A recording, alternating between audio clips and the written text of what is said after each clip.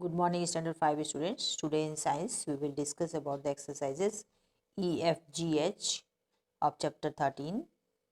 So, let us start this question answer. So, first we will start with the exercises E. Exercise E, answer these questions. In first question, it is given, describe the surface of the moon. So, about the surface of the moon, we have to describe. Answer is the surface of the moon has many features including mountains, valleys and craters. The surface of the moon is uneven and rough. The moon has mountains and plains covered with rocks and dust. So moon surface is not smooth at all. It has many valleys and craters. Big deep folds are known as craters. These are formed when meteorites dash into the surface of the moon. The surface of the moon is not smooth, it is uneven and rough. No? And moon has many mountains and plains, and all the moon is covered with the rocks and dust. We can see the surface of the moon here. It is mountains are also there, big deep folds are there. It is rocky and dusty surface. Next question number 2 is write a note on the phases of the moon. So from the new moon to another, it takes roughly 30 days, and this period is called a lunar month. So we see the different shapes of the moon at night, and it from one new moon, that is one invisible moon, that is total dark moon, to another it takes roughly 29.5 through 3 days, that is known as 30 days we can say, and this period is called a lunar month. The different shapes of the moon visible to us in lunar month are called phases of the moon. So let us see about the two types of phases are seen during the lunar month.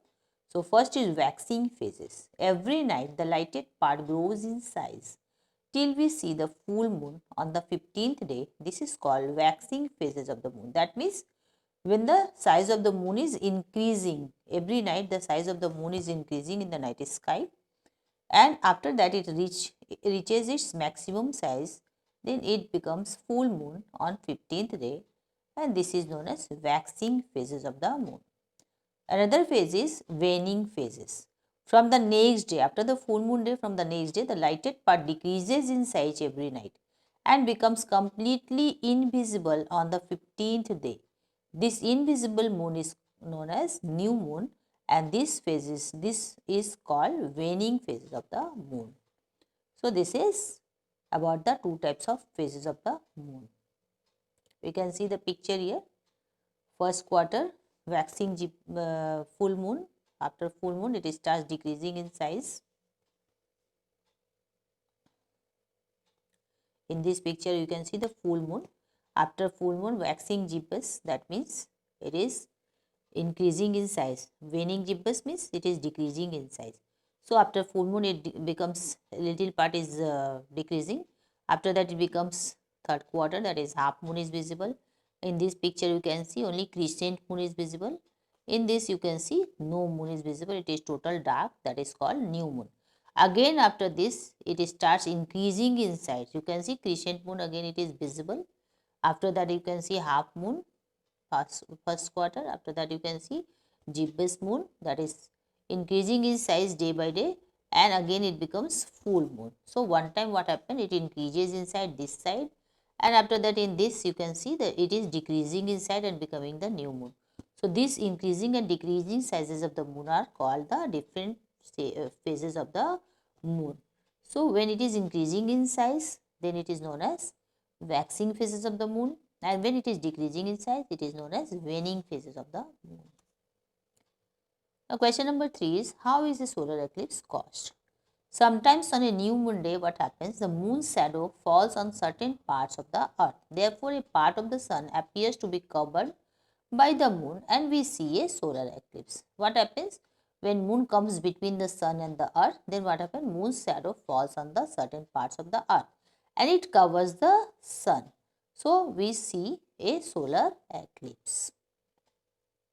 You can see the picture here, the moon and the sun.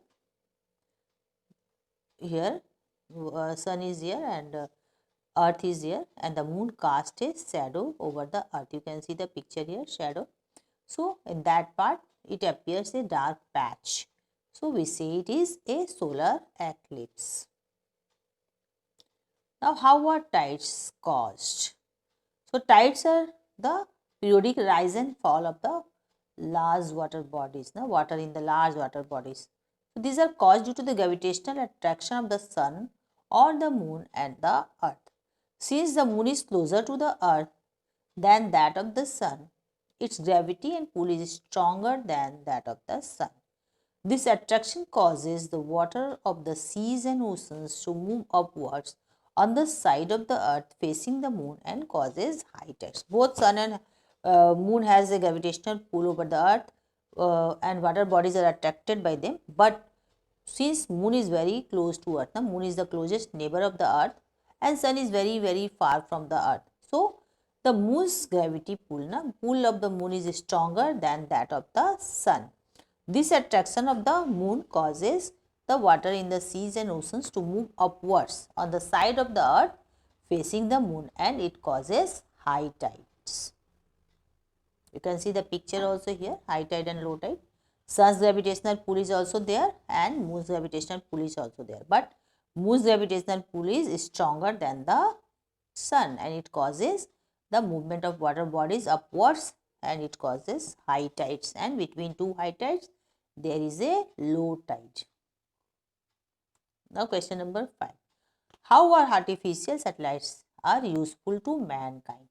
Artificial satellites are man-made satellites and it can have a range of missions, including scientific research, weather observation, they can forecast weather also, military support, they can have spy satellites also, they can find out the launching of missiles also, navigation also, they can show the direction, location of the certain parts of, on the earth imaging and communication, they send messages and telephone and that all, television communications.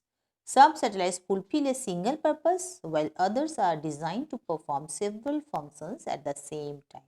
So these satellites are useful to us in many ways. You can see the artificial satellite picture is here. They are helping us in many ways.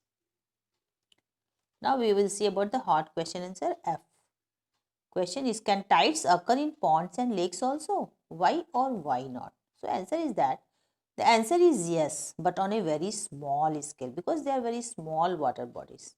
Small tides can be found in the lakes and ponds called tidal ponds and tidal lakes. For any backyard pond or local lake, the impact is too small to measure, though the impact on the small water bodies are very small to be measured. The largest lakes in the world only move about 2 inches during high and low tide. So only 2 inches movement, it is very much small amount. That's why in the seas and ocean it is visible clearly. No? You can see all bodies of water are affected in the same way by the gravitational force exerted by the moon. But the ocean is the only globally interconnected body of water. Thus, a tide is meaningful. In meaningful amount can only occur on it. Tide occurs because seawater can flow from locations having a low tide to others having high tide. In contrast, lakes are not connected and water in a lake cannot flow to another. Thus, a significant tide cannot occur on lakes. So, it is not significant like seas and oceans. Question number G. Do you think an astronaut who lands on the moon can live there?